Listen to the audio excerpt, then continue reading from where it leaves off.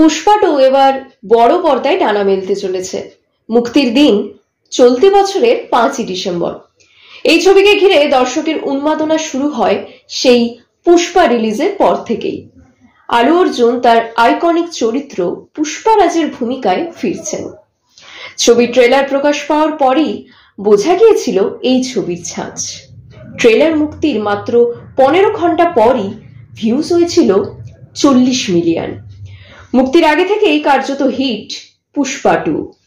মুক্তির দুদিন আগেই বুক মাই শোতে টিকিট বিক্রি হয়েছে প্রায় 1 মিলিয়ন। শুরুতেই কালকি, বাহুবলী 2 এবং কেজিএফ কে পিছনে ফেলে দিয়েছে এই ছবি। এই ছবি যে নতুন ইতিহাস লিখবে তা নিয়ে প্রত্যাশা করছেন সিনে বিশেষজ্ঞরা। আলু অর্জুনের পুষ্পাতে রোল 2024-এর প্রতীক্ষিত ছবিগুলির মধ্যে অন্যতম একটি। 8 এপ্রিল আলু অর্জুনের জন্মদিনের দিনই সামনে এসেছিল পুষ্পা 2 এর ট্রিজার।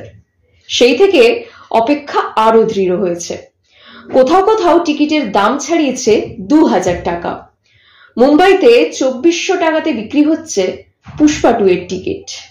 উত্তর ভারতে 4500টির বেশি স্ক্রিনে চলবে পুষ্পা 2 এর হিন্দি সংস্করণ। সুতরাং বোঝাই যাচ্ছে পুষ্পা পাওয়ার নয়, ফায়ার। ডিউরেশন হতে চলেছে 3 ঘন্টা 15 মিনিট।